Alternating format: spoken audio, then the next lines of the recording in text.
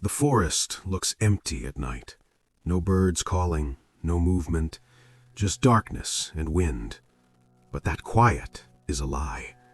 Because when humans turn off the lights and go to sleep, the wild clock punches in. And for some animals, night isn't rest. It's the only time they're allowed to exist. Right now, somewhere just beyond the glow of a city, an animal is waiting. Not because it prefers the dark, but because the day has become too dangerous. This is the night shift of the wild, and it's growing. For most of human history, nighttime belonged to animals. We were the vulnerable ones. We hid, we slept, we feared the dark. Then we changed the rules. We built lights that never turn off, roads that hum all night, cities that glow like artificial moons. And slowly, without asking, we pushed many animals into a different life schedule. Not evolution, adaptation under pressure. Some animals have always been nocturnal. Owls, bats, certain predators. But that's not what this story is about. This is about animals that weren't meant to live this way. Animals that used to move freely in daylight. Animals that now wait for us to disappear. Take the mountain lion. In remote places, mountain lions hunt at dawn and dusk. They nap in the afternoon sun. They move when visibility is good. But near towns, near roads, camera traps show something strange. The same cats shift their entire lives to after midnight. Not earlier, later. They wait until human activity drops to almost zero. Why? Because mountain lions learn fast. They learn the sound of engines, the rhythm of footsteps, the danger of being seen. A single bad encounter, a gunshot, a chase, a vehicle can rewrite their internal clock forever. So they adapt. They become ghosts. And being a ghost has a cost. Hunting at night means colder temperatures, less visibility, different prey behavior. Mistakes become more likely, injuries more common. But the alternative is worse. Daylight now belongs to us.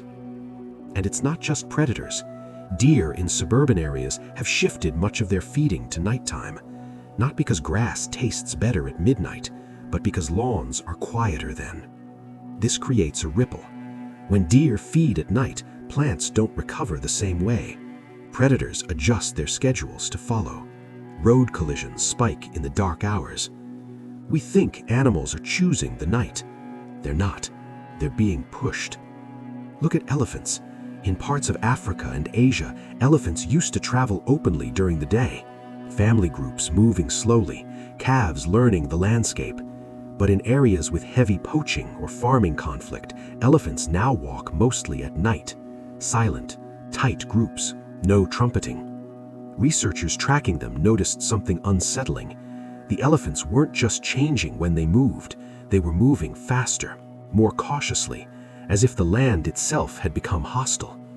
Night travel increases stress. It separates calves more easily. It raises the risk of injury. But elephants remember danger for decades. They remember where humans hurt them, and they remember the time of day it happened. So night becomes safer. Not peaceful, just safer. This pattern repeats across species. Coyotes in cities, bears near campgrounds, hyenas near expanding villages. Animals become nocturnal not because it benefits them, but because it reduces contact with us. And here's the irony.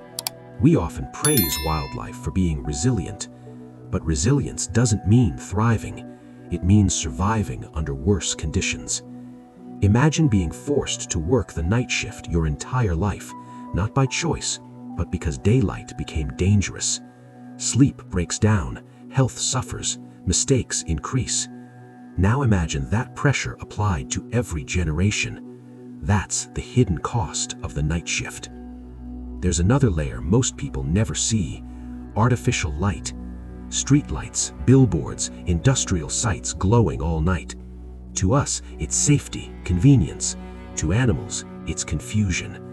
Most species use darkness as a signal: when to hunt, when to mate, when to rest. Artificial light erases that signal. Some species avoid lit areas completely, which fragments habitats without building a single fence. Others are drawn to the light. Insects swarm, predators follow, food chains warp. A frog calling under a street lamp becomes easier prey. A turtle hatchling mistakes city glow for the moon and crawls inland instead of to the sea. Night used to be a shield. Now it's perforated. And still animals try. There's quiet heroism in that. Camera traps sometimes catch moments we weren't meant to see. A fox pausing at the edge of a sleeping town, a bear crossing a road only after waiting minutes for silence, a leopard carrying cubs through alleyways at 2 a.m. These aren't signs of coexistence, they're signs of negotiation. Animals are constantly asking the same question: is it safe enough yet? Sometimes the answer is wrong. Roadkill statistics spike at night, not because animals are reckless, but because that's the only window they have. Rescue workers know this. Many wildlife rescues happen before sunrise. An owl hit by a car, a deer tangled in fencing, a coyote trapped in an urban drainage pipe. The night shift doesn't come with support staff, only risk. What makes this harder is that we rarely see the trade-off.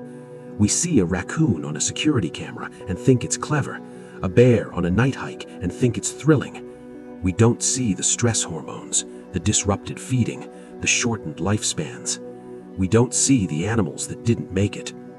Nature documentaries often show dramatic daylight hunts, golden light, clear action. But the modern wild increasingly operates in shadows, not because darkness is natural, but because daylight has been claimed.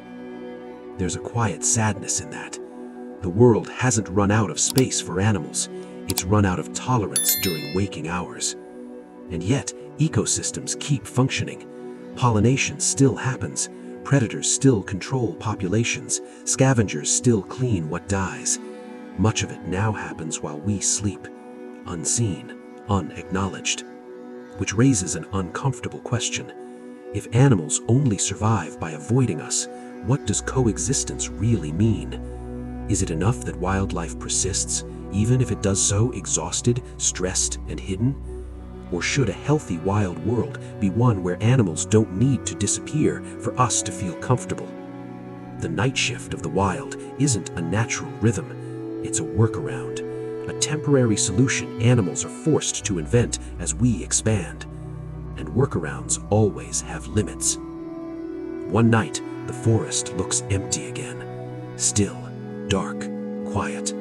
But now, you know. That silence isn't peace.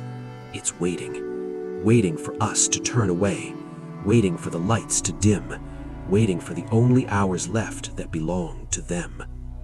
And the question that lingers is simple. How much of the wild will be left by the time night is no longer enough?